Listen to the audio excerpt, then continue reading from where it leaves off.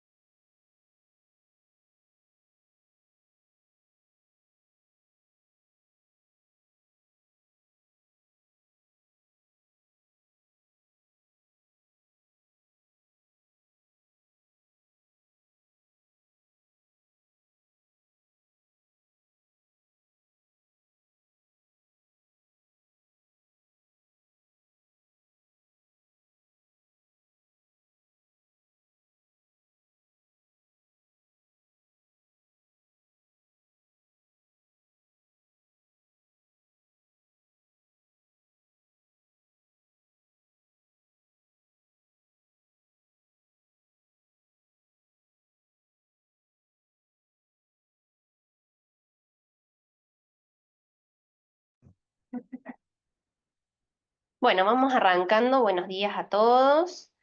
Acá estamos, vamos a comenzar con un nuevo módulo de las clases de trasplante de médula ósea. Esta vez nos toca hablar un poco de la educación al paciente y su familia en el pretrasplante y luego del trasplante. El área de trasplante cuenta con una enfermera educadora, ¿sí? Del equipo, la licenciada Oliva María Teresa, que nos acompaña en este momento. Ella va a dar la clase. Ella es quien asiste con nuestros pacientes cuando se presentan, le explica todo lo que tiene que ver con el trasplante, ella nos va a contar bien su trabajo, y a posterior da todas las indicaciones a post ¿sí? Así que bueno, le damos la bienvenida. Cualquier duda, lo que tengan, que nos escuche o algo, nos van avisando y estamos atentos al chat. Acá de estas, ¿no? Sí. Hola, buen día, ¿cómo están todos? Un gusto. Gracias a Agos por la presentación. Bueno, tal cual ella lo dice, la idea es poder charlar con ustedes acerca de cómo educar a nuestros pacientes para cuando van a ingresar para un trasplante y para cuando le van a dar el alta. Con las flechitas. ¿Con cuál?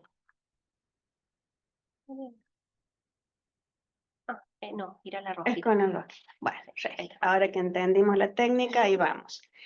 Los objetivos principales hoy serían, por supuesto, brindar nociones básicas del proceso de trasplante, porque necesariamente tenemos que partir del concepto, de un poco que se entienda cuál es este procedimiento, que comprende, compartir métodos, conocimientos, las habilidades que vamos a necesitar como para poder asegurar que la persona, el paciente y la familia reciban la información de la mejor manera posible. Y por supuesto, también tendría que describirles un poquito cuál es mi rol como enfermera educadora del equipo. Y primero me permito hacer una pequeña reflexión, porque a mi entender, si bien el tema de educar es una premisa, es algo sumamente importante para cualquier persona que tiene algún problema de salud y llega a una institución sanitaria. Pero yo creo que las que van a someterse, todos los pacientes que van a someterse a un trasplante y sus familias deberían tener una consideración especial porque, claro, este es un procedimiento que los lleva al límite tanto emocional como físicamente, y los requerimientos que se tienen para todo este proceso pueden resultar verdaderamente extenuantes para ellos, para la familia. Todos los estudios a los que estos pacientes se deben someter para poder determinar si son aptos para hacer el procedimiento. La hospitalización que requiere de un ambiente protegido con medidas particulares que vamos a detallar después, el alto riesgo de efectos secundarios, ¿sí? Así como la recuperación, que tampoco es algo tan fácil, significan cambios que son muy importantes. Algunos de estos cambios son momentáneos para ellos, pero hay otros que les llevan mucho tiempo de solucionar si es que logran hacerlo. Entonces, resulta imprescindible que haya un acompañamiento de todos los que pertenecemos al equipo para poder lograr este proceso. Entonces, vamos a partir de algunas nociones, conceptos básicos de lo que es un trasplante de médula en general, conocido como procedimiento médico, altamente especializado y complejo, y claro, asociado a una elevada tasa de morbimortalidad.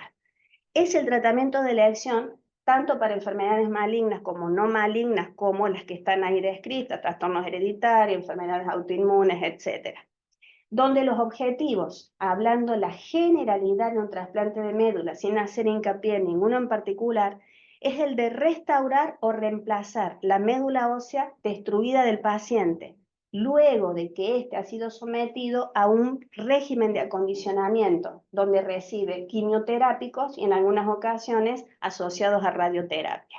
De esta forma se crea espacio en la médula para el injerto y en algunos casos, cuando ya hablamos puntualmente de un trasplante alogénico, estamos llevando al paciente a una inmunosupresión como para disminuir el riesgo de rechazo.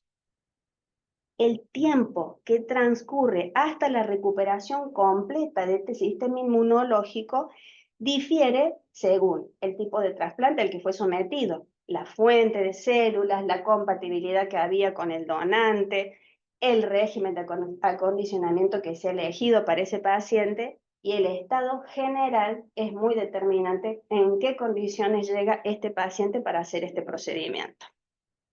¿Sí? Hay diferentes tipos de trasplantes. Yo no voy a hacer hincapié demasiado en esto, pero está bueno como para que hagamos un repaso así como muy general. Según la fuente de dónde se obtienen las células, estas células pueden ser obtenidas de sangre periférica, de médula ósea directamente o sangre de cordón umbilical.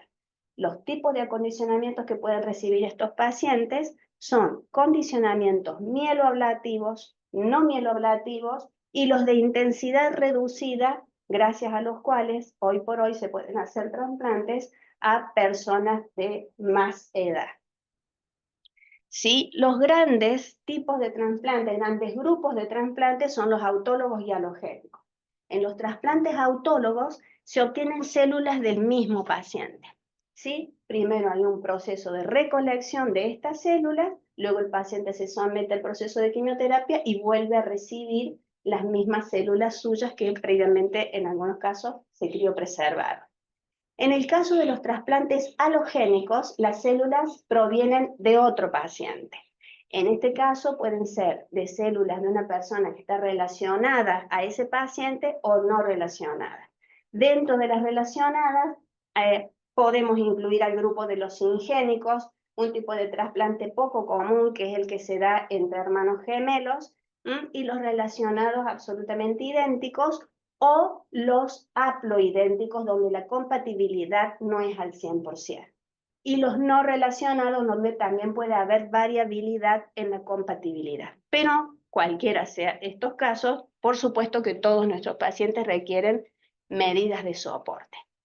¿Y cuáles son las etapas por las que pasan todos nuestros pacientes? Desde el principio, para que un paciente llegue a un trasplante, tiene que haber una indicación médica. El médico de cabecera de ese paciente decide, bueno, este paciente en función de esto y aquello necesita un trasplante de médula. ¿Qué hace ese médico? Una solicitud a la obra social. La obra social solicita presupuestos a todos los centros de trasplantes que están habilitados para esto. Luego, esta obra social elige un centro para este procedimiento y habilita un módulo, que es el que cubriría todos los gastos inherentes al proceso.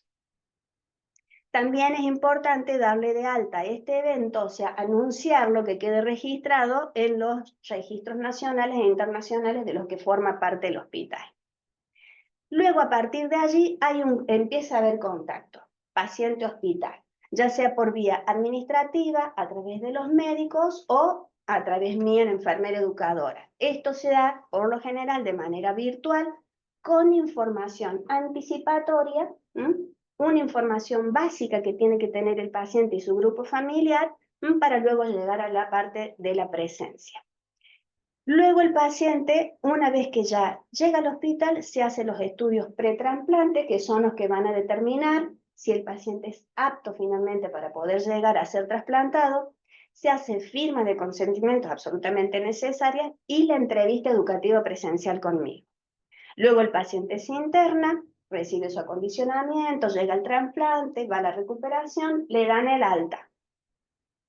Y se hace luego controles posteriores del alta, de manera asidua en un principio con médicos del equipo, luego se los deriva a los médicos de cabecera que los enviaron en un principio y a partir de allí hay un seguimiento. Entonces aquí tienen un paneo general de todos los pasos por los que va este paciente. Y ahora los vamos a ir desglosando. ¿Cuál es mi rol en todo esto? Yo intervengo en todas estas etapas desde que se confirma el centro donde se va a hacer el trasplante. Participo en la coordinación y en la logística. Trato de facilitar fluidez en todo este proceso, en todo, por lo menos en lo que a mí me concierne, que son varios de los pasos dentro de este proceso.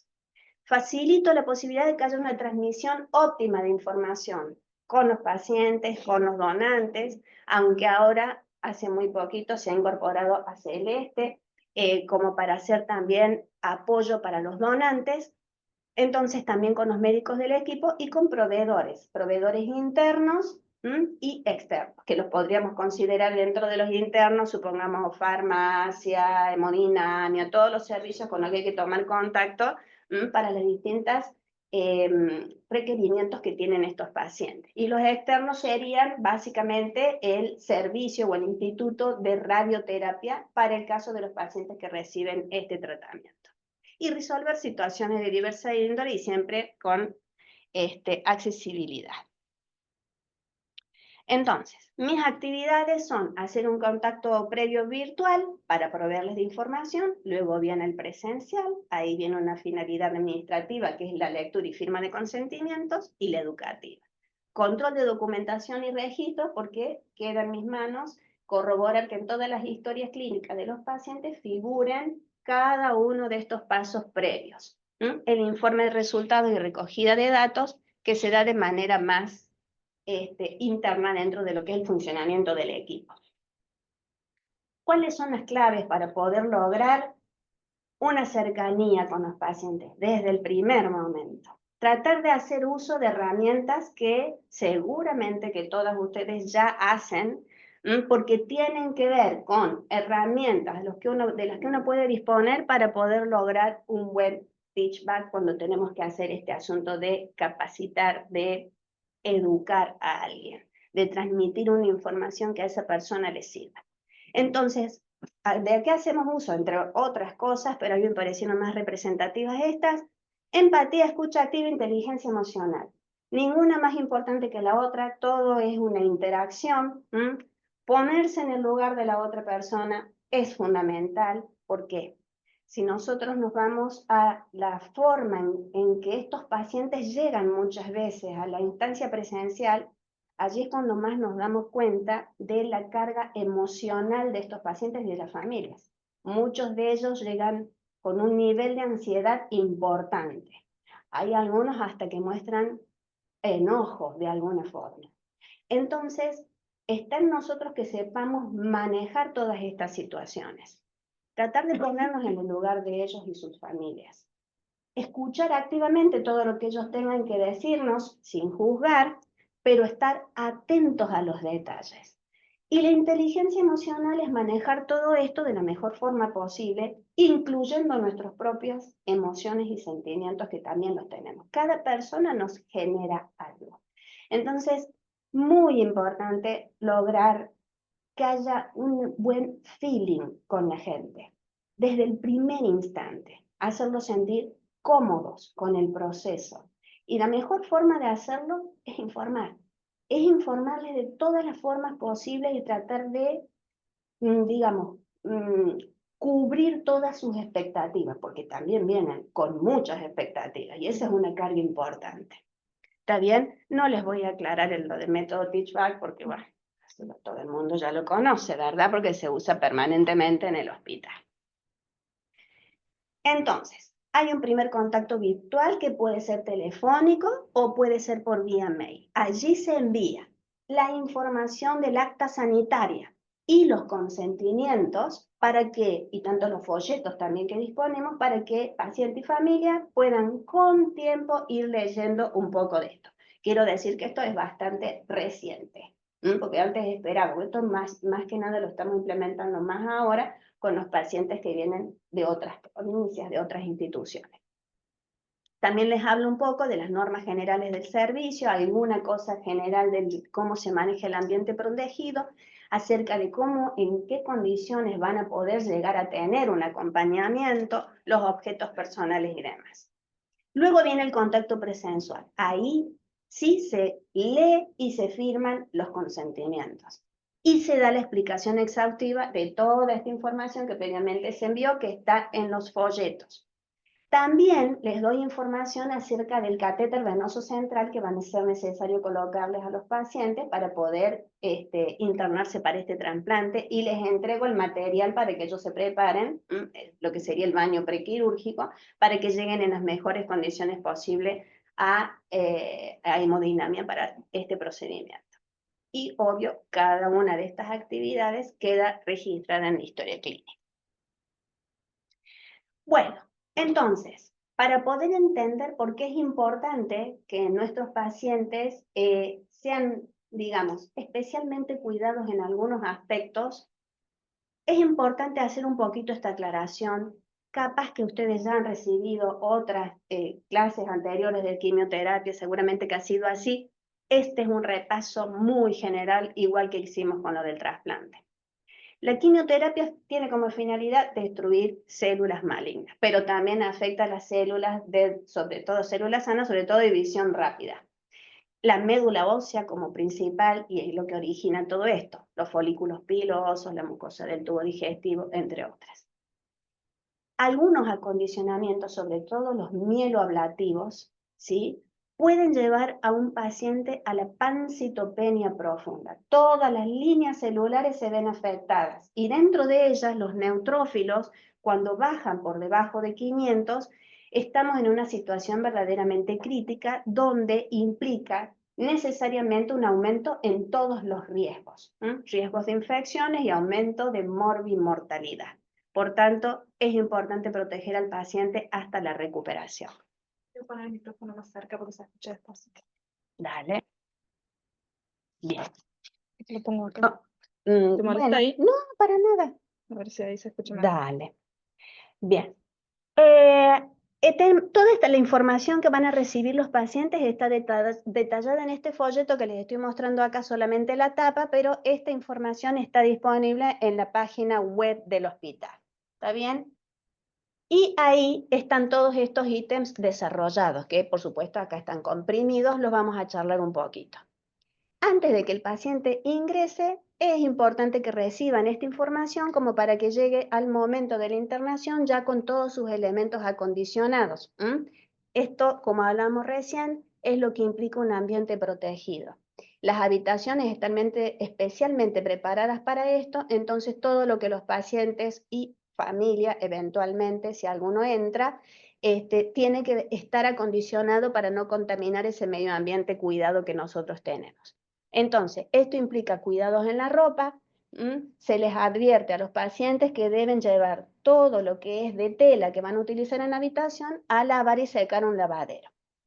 Anteriormente les dábamos a los pacientes direcciones de algunos lavaderos como para facilitarles un poco este trámite, y sobre todo gente que viene de otras provincias. Pero bueno, lamentablemente, como han surgido algunas complicaciones con algunos lavaderos, nos hemos visto en obligación de simplemente decirles que tienen que llevarlo a uno, y yo he elaborado un pequeño instructivo que le entrego ahora a cada paciente, que le debe dar a la gente del lavadero para que ellos sepan qué pasos tienen que llevar adelante para poder luego entrar esa ropa en condiciones. Ese lavadero, si cumple lo que está pautado, le debe entregar al paciente toda su ropa en doble bolsa una vez que se lavó y se secó. La cantidad de ropa, les hablamos de eso, del tipo de ropa que va a necesitar, ¿sí? Y que tienen la posibilidad de lavar su propia ropa una vez que ingresó pasando por este cuidado a la habitación. Ellos mismos pueden lavar su ropa e ir manteniendo la reprovisión de la misma. Al respecto del calzado, lo que nosotros les recomendamos es un calzado que básicamente le proteja los dedos de los pies, tipo pantufla o tipo crocs. Si ese calzado que quieren ingresar tiene algún uso y son de tela, los tienen que mandar también al lavadero. Si es de otro material, primero se tiene que lavar con cepillo, jabón, dejar que se seque. Después de ese secado se debe pulverizar con alcohol al 70%, dejar que se seque ese alcohol y guardar en una bolsa nueva. Para esto yo les recomiendo a los pacientes y a las familias que compren bolsitas de residuos, simples bolsitas de residuos, pero que cuando uno las adquiere vienen dentro de otras bolsas, no tienen tierra, no las tocaron otras personas, entonces así eso está en condiciones como para ir resguardando lo que uno va limpiando. Si el calzado es nuevo, solamente nos quedamos con el paso de la pulverización con el alcohol. Al respecto de los productos de perfumería, como la piel de los pacientes se ve un poquito afectada con el tratamiento, por ahí se pone como sensible, nosotros les recomendamos productos para pieles sensibles, justamente, tipo productos que se fabriquen como para bebés, la marca DAB, que ya por muchos años los pacientes han usado esas marcas y nunca produjo reacciones alérgicas, un poco eso es lo que a nosotros nos interesa, o productos hipoalergénicos, ¿sí? Estos también, todos se tienen que limpiar uno por uno con alcohol, dejar secar y guardar en bolsa nueva. Y si algún producto viene dentro de un blister, hay que sacarlo, porque con el alcohol no se puede limpiar algo que viene recubierto con cartón. Entonces, ahora que hablé de blister, me viene a la memoria el tema del cuidado de la boca. Nosotros lo que seguimos recomendando es que el paciente se cepille los dientes hasta donde se pueda, porque una de las complicaciones más comunes de estos acondicionamientos es la mucositis, ¿verdad? Entonces, cuando hay mucositis, se inflama la mucosa, más riesgo de que a lo mejor sangren o se hagan ampollitas. Entonces, nuestra recomendación es que ellos compren un cepillo bien chiquito y muy suave, las cerdas tipo de bebé. Esa es nuestra recomendación, que mantengan el cepillado, ¿verdad? Por lo menos después de las comidas principales, y luego van a hacer el cuidado del resto de la boca, inclusive de la garganta, con los productos que le damos acá. Digo de garganta porque hay uno que se traga, ¿verdad? Entonces, es importante. La pasta, una cualquiera con flúor, yo les recomiendo porque es mínimo lo que usan para que este cepillo se mueva y puedan lavar bien sus dientes. Luego estamos con las restricciones. A este respecto, yo les explico bien porque también uno de los consentimientos que ellos firman es de las medidas que todavía están vigentes en el hospital por el tema del COVID, donde ellos deben hacerse un hisopado antes de la internación. Ese hisopado tiene que estar negativo. Si da positivo, se suspende todo, repetir un tiempo después, ¿verdad? Y el otro que dice este consentimiento es que todos los pacientes en el área de trasplante deben estar solos. pero que existe la posibilidad de las excepciones. Una clara excepción son los niños que tienen que estar con alguno de los padres. Otra excepción puede ser alguna situación puntual, especial del paciente por el que requiera ayuda de algún familiar para manejarse en sus actividades. También puede haber una situación de que sea el paciente o la familia quienes a lo mejor hablen con los médicos por un tema más bien psicológico, ¿verdad? O que sean los médicos los que requieran esto, como en el caso de personas que a lo mejor en algún momento se torna un poco de riesgo que se levanten solas al baño, que haya algún peligro de que se caigan. Si uno puede ir evaluando eso, entonces los médicos van llamando a la familia para ver si alguien puede empezar a quedarse con ese paciente.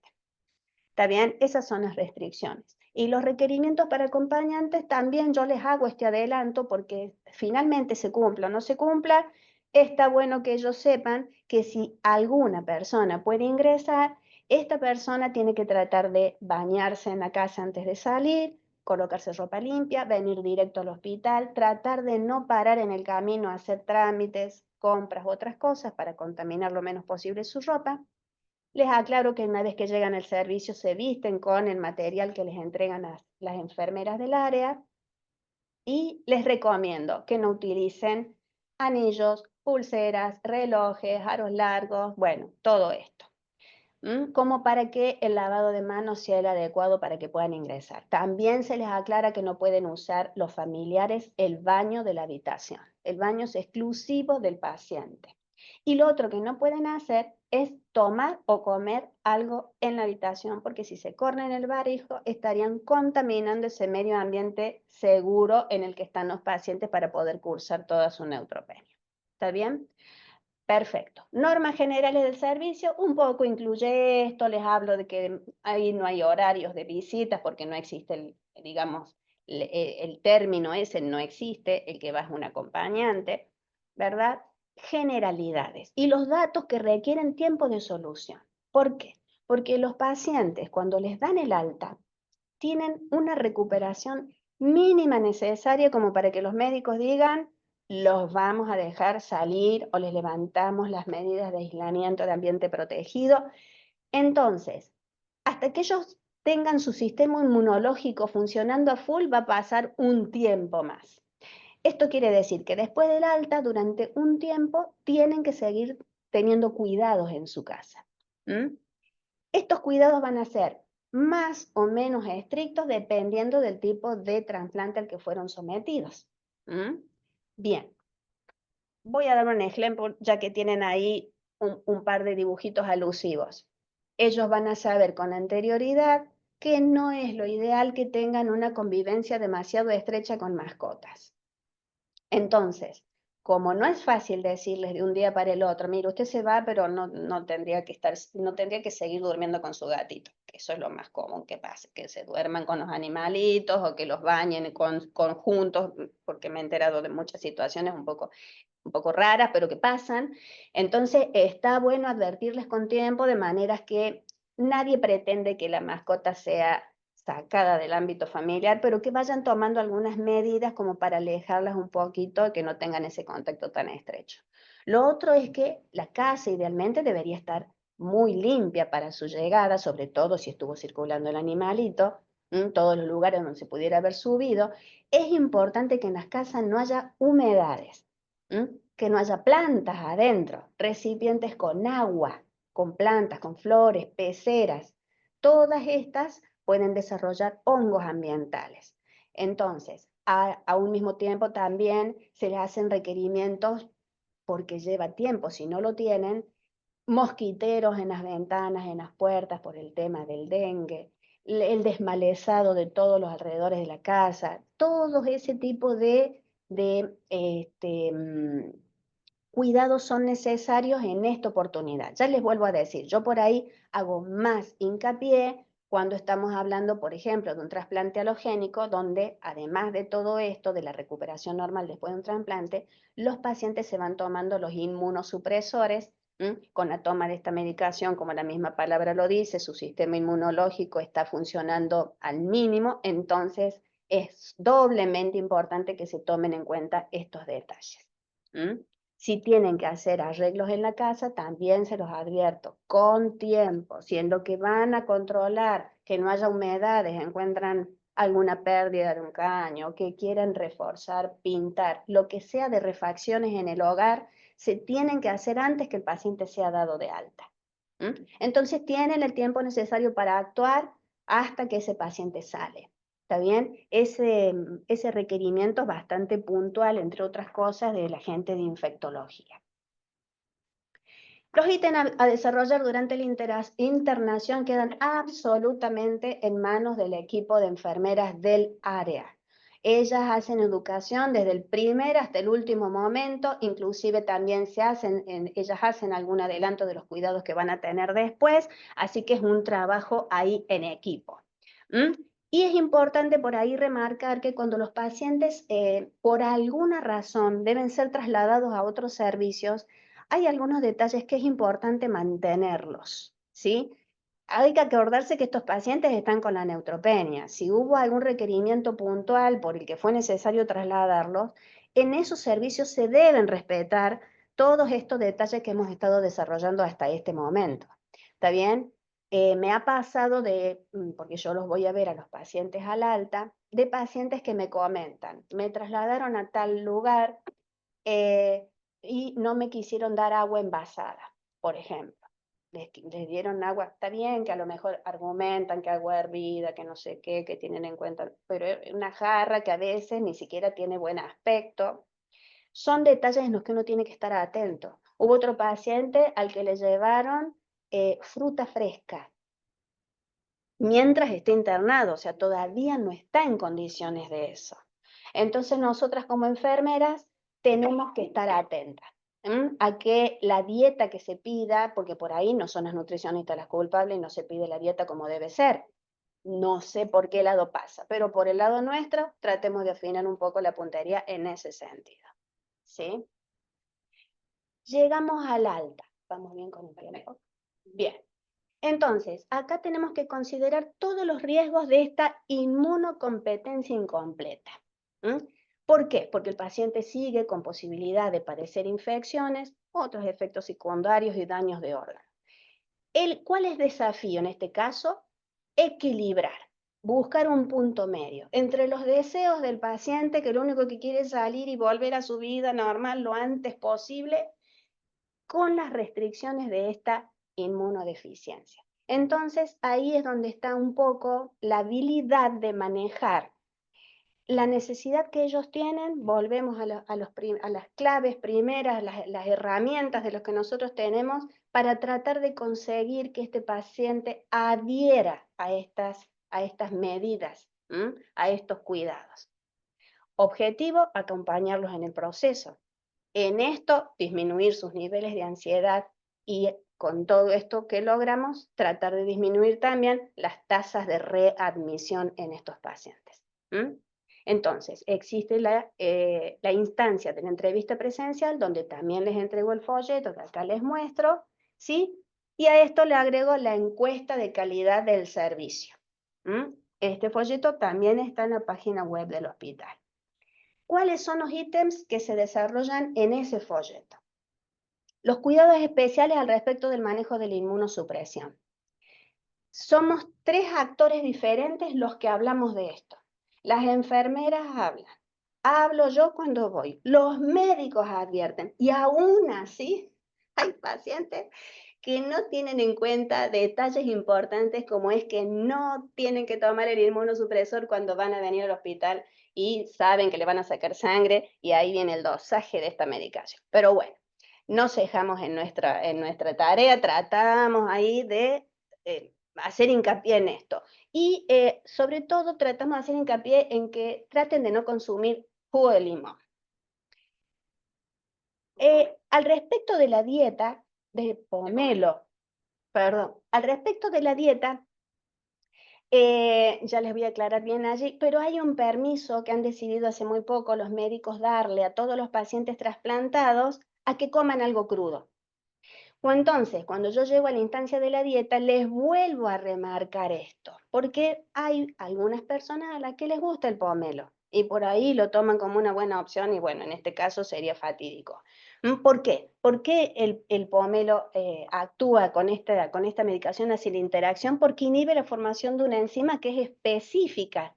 Entonces esto reduce el metabolismo de este medicamento. Estamos hablando en este caso del inmunosupresor, pero hay muchos otros medicamentos que también tienen que ver con esto. Esto hace que aumente la concentración de medicamento en la sangre, el dosaje da mal, ¿sí? Ni hablar que tiene de los efectos que tiene en el organismo de la persona. Entonces, mucho hincapié en ese aspecto. Importancia del lavado de manos, eso, mucho hincapié también, diciéndoles que cruzan esa puerta de la habitación, el lavado de manos es fundamental y a la vez el cuidado de las manos. O sea, lavarse las manos más seguido, lavarse las manos a conciencia. Les hago hincapié en este asunto de que no pasar la mano nada más bajo el agua y ya está, un buen lavado de manos y el uso de las cremas más seguidos para las manos.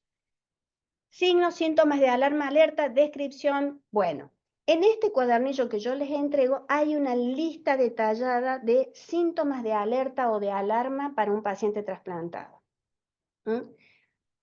Comentándoles qué deberían hacer ellos si se les presentara alguno de estos síntomas. Puntualmente, cuando el paciente es dado de alta, si en la casa o en el lugar en donde está parando hacen fiebre, para lo cual tienen que tener un termómetro siempre, 38 grados o más hace que ese paciente se tenga que venir inmediatamente al hospital. Entonces, la explicación es cuál es el curso, la vía, por dónde tienen que ir, qué papeles tienen que presentar, ¿está bien? Nuestros pacientes se manejan a través de la Guardia Central por cualquiera de estos aspectos, ¿sí? Por el solo tema de la fiebre se vienen directamente, se tienen que venir al hospital sin importar si es de día, si es de noche, si es feriado, nada, se tienen que venir. Por todos los demás síntomas descritos allí, tienen que hacer una llamada primero. Entonces les remarco todas las posibilidades de contacto telefónico y también por vía mail para que se contacten con secretarias o enfermeras y a través de ellas con los médicos. Y les aclaro que esto obviamente les sirve a los pacientes que vienen de otras instituciones o de otras provincias mientras estén en manos de nuestro equipo, pero que luego tienen que contactarse inmediatamente con sus médicos de cabecera para que también les resuelvan este tipo de situaciones que se pueden presentar a largo plazo. En la dieta lo que decíamos recién, la dieta es tratar de seguir un poco esta dieta cuidada. Ellos, los pacientes trasplantados, pueden comer, tienen una dieta un poco general, haciendo hincapié en que tienen que estar muy bien cocidas las carnes y los huevos, prestar mucha atención a no consumir algo de manera inadvertida, donde a lo mejor esté, por ejemplo, huevo esté a medio cocer, ¿verdad? Como, por ejemplo, siempre les pongo de ejemplo una tortilla que es de lo más común.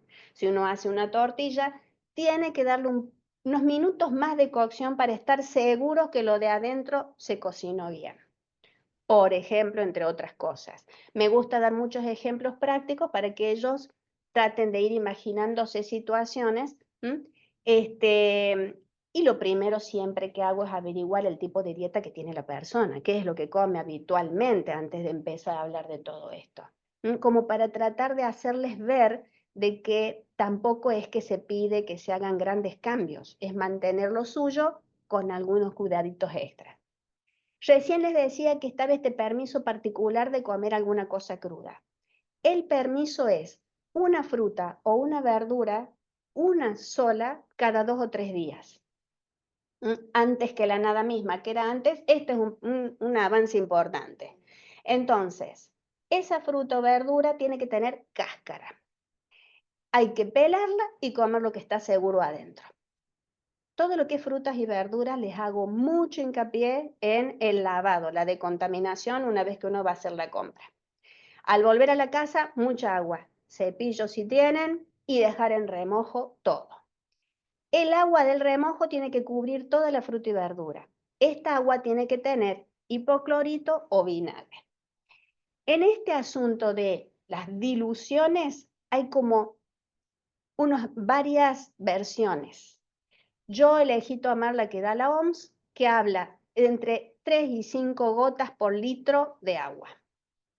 Entonces deberían ellos por una vez nada más medir la cantidad que tiene, el lugar en donde van a poner, y a partir de ello medir las gotitas. Con el vinagre, le digo, pueden ser un poquito más generosos, no pasa nada con el vinagre si uno le pone un chorrito y no tiene que estar midiendo tanto. Y después dejarlo por lo menos 20 minutos a eso en remojo. Después se da una enjuagada y así está en condiciones. Siempre les recomiendo que si es justamente el día del permitido de ellos, que pueden comer algo crudo de ahí, tienen que elegir la fruta o verdura que esté en las mejores condiciones en el aspecto, por lo menos. La cáscara tiene que estar íntegra, no puede estar pasada, ¿sí? Abiertita la cáscara en algún lugar. Y si esa fruta o verdura tiene cáscara finita como una manzana, cuando la pelen le tienen que sacar un poquito más de pulpa de lo normal, ¿sí? Entonces así se consume lo que está bien seguro adentro. Entonces, esas son un poco las recomendaciones básicas. Pueden comer un poco de todo, pero hacer hincapié en que tienen que comer liviano, comida sana. O sea, esto determina que poca fritura, ¿verdad? Darle prioridad a las comidas hechas hervidas al vapor, al horno, menor cantidad de aceite posible. Si usan aceite, mejor que sea de oliva, ¿sí? Entonces, así como eso, hay muchas recomendaciones que se pueden hacer. Yo en este sentido trato de ir conversando con él y la familia, el paciente me refiero, y la familia, como para que se hagan aportes y que esto se haga ameno, ¿verdad? Y que ellos puedan hablar de su propio entorno, de su familia, cómo se manejan ellos. Entonces así se van un poco incluyendo esta consejería que nosotros estamos intentando darles. Cuidado del medio ambiente de residencia es un poco repetir lo que les recomendé al principio, haciendo un poquito más de hincapié. Fíjese que las ventanas, las puertas cierren bien. La idea es que ellos traten de estar en un ambiente, además de limpio, lo más cuidado posible. Un ambiente cuidado implica que quizás es mejor que las puertas y ventanas permanezcan cerradas. Pero yo siempre les aclaro que se puede abrir para ventilar, siempre que uno después se asegure de hacer una limpieza después de la ventilación, porque cuando uno abre la ventana, además de entrar aire fresco, se mete la tierra, los gérmenes y todo lo que haya en el ambiente. ¿Está bien? Entonces, ese tipo de cuidados es donde yo hago más hincapié. Todos los pacientes trasplantados pueden recibir visitas. Lo que los médicos no quieren es que se participe en reuniones o que se hagan fiestas adentro de la casa, y más si le estoy recomendando que sea un ambiente cerrado, no es lo ideal. Entonces, la recomendación es que ellos traten de manejar con inteligencia un poco estas visitas, ¿sí? Obviamente, personas sanas, nada más pueden ir a verlos, y la recomendación puntual de el tema del aislamiento en el sentido de la distancia con la gente. No es demasiado sano en el sentido de tratar de evitar la posibilidad de que le contagien enfermedades, el tema de dar la mano, abrazar, besar. Todo aquello con lo que nosotros tenemos cuidado en el tema de la pandemia, acá reviste importancia para ellos. No es momento para que se pesquen alguna enfermedad cualquiera que esté circulando. Entonces, mantener distancia es la mejor forma. Así sea con miembros de la familia. Y sobre todo si estamos hablando de niños y en estos casos que estamos cursando ahora en estos tiempos que están yendo a la escuela y demás. Entonces, en algunos casos, sobre todo en los pacientes que reciben trasplantes halogénicos, mi recomendación es que traten de recuperar algunas de esas medidas que teníamos. ¿Cómo? Si tienen hijos, van a la escuela, al volver se tienen que bañar, se tienen que cambiar la ropa, cambiar el calzado. Ese tipo de cosas todavía sirve para tratar de concientizar a estos pacientes y a sus familias de que son necesarios estos cuidados hasta que el médico lo determine, hasta que tengan la recuperación.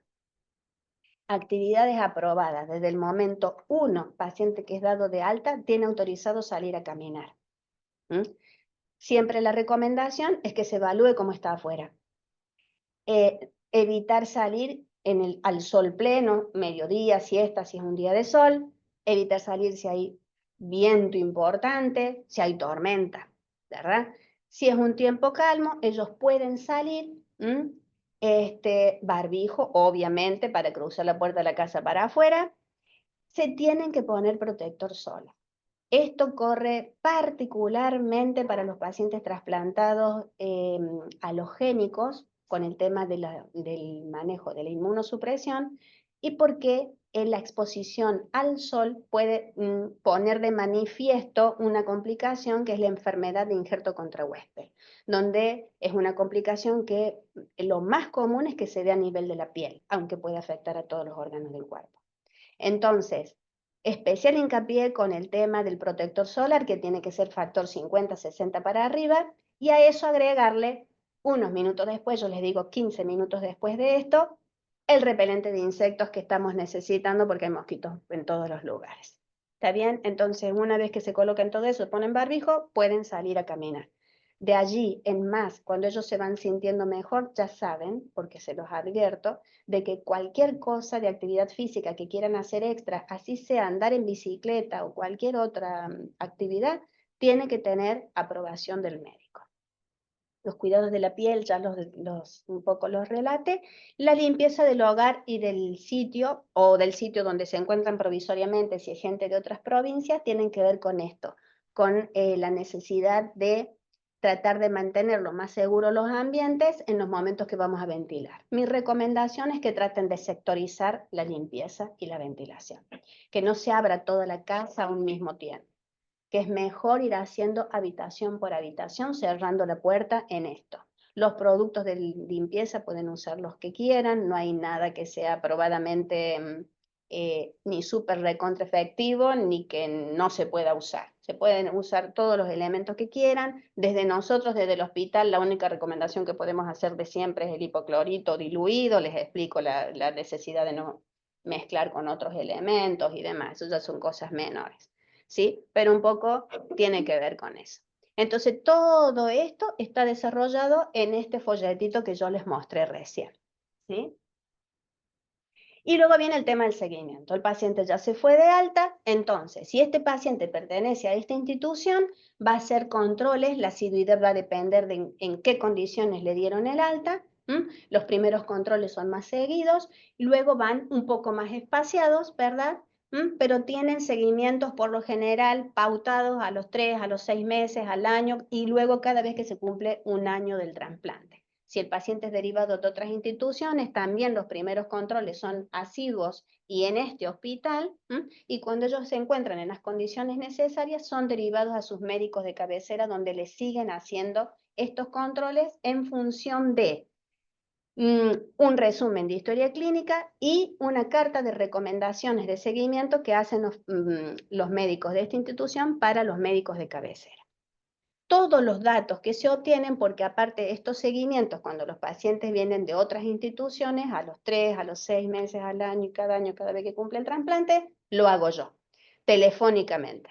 Entonces, todos los datos que obtengo quedan en las historias clínicas y se van reflejando en la base general del servicio. Y se comunican al Sintra y a los otros registros internacionales que lo hace un grupo de médicos también. Bien, este es solamente un pensamiento que no tiene demasiado que ver con lo que he desarrollado, pero que me pareció muy lindo porque nos sirve a todos. El tema de ser agradecidos nos sirve a todos, sobre todo si consideramos y al tomar conciencia de todas las cosas que verdaderamente tenemos, también nos va a permitir entender que siempre va a haber alguien, estamos hablando de pacientes, que están rezando por lo que nosotros tenemos. Y nos quedamos con los pacientes, con nuestra salud, ¿verdad? Entre otras cosas. Todo es importante. Así que bueno. Y luego acá les comparto un poco la bibliografía y mi mail por si necesitan hacer preguntas o tienen dudas. Bueno, chicas, un gusto. Bueno, un placer, la verdad, la clase muy clara, más que nada para conocer lo que nosotros tenemos que informar a nuestros pacientes, lo que nuestros pacientes tienen que saber, así de esta manera detallada. No sé si alguien en el chat o alguien quiere hablar algo, aportar algo, que quedaron algunas dudas. Me parece que fue bastante amplio, está bueno. Me parece. Dime. El tema de mate. Mate. Que acá está todo de Sí. Tiene que tener la misma las mismas actividades. Sí, el mate es una de las cosas que están prohibidas, sí, pero es por un tiempo, porque el problema es la yerba, básicamente, o sea, más allá de convidar o no, el problema está en la yerba. Entonces los médicos prefieren que directamente no, pero yo siempre les digo a los pacientes, el tema del mate viene siendo como algo ahí detonante, como que uno le dice mate no, entonces la gente un poco se crispa. Pero yo les digo, esto es algo que pueden ir ellos dialogando con sus médicos, ¿verdad? Pero dejando pasar un tiempo prudencial. Yo les digo, no van a pretender que a la primera que vengan a control les dejen tomar el mate, no, dejen pasar 1 o 2 meses por lo menos para empezar a hacer preguntas puntuales de estas cosas así, de que estén ellos especialmente interesados en que volver a su normalidad. Uno es el mate y el otro son las mascotas. Son 2 temas ahí como candentes, pero bueno, siempre está esa posibilidad. Y ellos tienen que ser actores principales en esto. Tienen que estar al pendiente de cómo van sus estudios, sus laboratorios. Siempre les hago mucho hincapié en eso. Son ustedes los principales interesados. Entonces tienen cada vez que vienen a las consultas a averiguar cómo va la situación. Porque yo me doy cuenta cuando hago los seguimientos, sobre todo en pacientes que vienen de otras provincias, de que por ahí los médicos no son absolutamente claros con algunas situaciones y no se animan a preguntar. No se animan a preguntar. Entonces digo, pero si no pregunta, ¿cómo vas a saber? Hay pacientes inclusive a los que llegan a una instancia de recaída de su enfermedad, les cambian, por supuesto, tienen que empezar un nuevo tratamiento, ¿verdad? Y ellos saben que les han cambiado medicación, pero no saben demasiado por qué. Eso es una cosa rara. Pero bueno, estamos tratando de inculcar eso en la gente, que estén más despiertos con la situación de salud por la que están pasando. Mari, una consulta hablando de las preguntas incómodas. Muchos pacientes les cuesta consultar respecto a relaciones sexuales. Sí, tengo que decir que yo muchas veces me sorprendo porque cuando doy la charla del alta, no me lo preguntan. Y yo espero pacientemente, espero hasta casi terminar, no me lo preguntan, y yo se los digo. Yo no tengo ningún problema y está descrito en el cuadernillo. Los pacientes pueden tener relaciones con sus parejas cuando hay un nivel adecuado de glóbulos blancos, neutrófilos dentro de los glóbulos blancos. Yo digo, presten atención a las plaquetas. Siempre es importante tomar medidas adicionales de cuidado, de protección, y siempre le recomiendo a la pareja hacer una consulta médica antes, sobre todo las mujeres. Con un clínico, con un ginecólogo, las mujeres somos muy propensas a pescarnos cualquier tipo de infección, digo, y más cuando los familiares tienen que usar baños del hospital o de otros lugares, somos muy propensas. Entonces no cuesta nada hacer una consulta avisándole a ese médico que uno va a tener contacto íntimo con una persona trasplantada para que ese médico sea un poco más exhaustivo en los estudios que le pide a esa persona. Así que de eso se trata. Bueno, muy bien. ¿Alguna otra duda?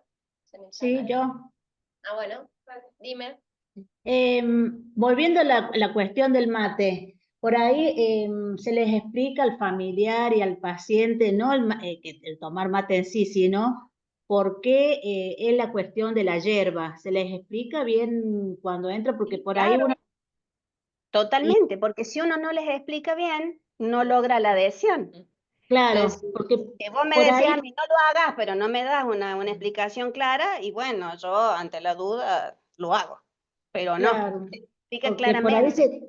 sí, por ahí se toman sorpresivos, ¿viste? Se sorprenden y algunos, ¿viste? Te dicen, no, sí, no sabía, o el otro, ¿viste? Que por ahí dice, no, ¿por qué? ¿Viste? Entonces, esa me quedaba un poquito la duda. Sí, bueno, yo tengo que aclarar que esta información la doy cuando el paciente se va de alta, no cuando se va a Bien, internar, ¿está bien? claro. Cuando se va a Ujú. internar de cajón, ya en el hospital ya se sabe que en ningún lugar se toma mate, entonces ahí sería Exactamente. redundante tener que decirle yo se lo aclaro al alta, ¿está bien? Ah, qué Pero bien. sí, cuando se van a la casa se van sabiendo eso y bueno, siempre con el aliciente de que pueden ir ellos preguntando a ver cuándo les van a permitir volver. Pero Ah, sí, es bien, importante eso, abundar en detalles para lograr la adhesión. bien, gracias. La administración nos aclara eso y la gente firma. Claro. No lee que, No que está lee, prohibido el tampoco es- que todavía ahí no están en tratamiento, que Sí, recién está en inducción capaz, sí. Claro, Ajá. Pero que a mí nadie me dijo. claro. Vean Lo que firmó. Sí, uno Sí, probablemente sea útil que también lo incluya en mi entrevista de ingreso. Ujú. Yo no lo veo descabellado para nada. Claro, sí, totalmente. Sí, Claro. tal cual, sí. Ujú. Está perfecto, lo tomo. Bueno, ¿algo más? No sé si alguien más tiene alguna duda, algo. ¿Nada? Bueno, muy Bueno, bien. Agradecido, bueno, Marité, por un esta gusto, clase. chicas. Y nos veremos el martes que viene, 10:30, aula C, o por el Zoom para la próxima clase, que son diferentes medicaciones relacionadas a monoclonales. Bien, muy bien, muchas gracias. Listo. Bueno, un gusto, chicas. Gracias.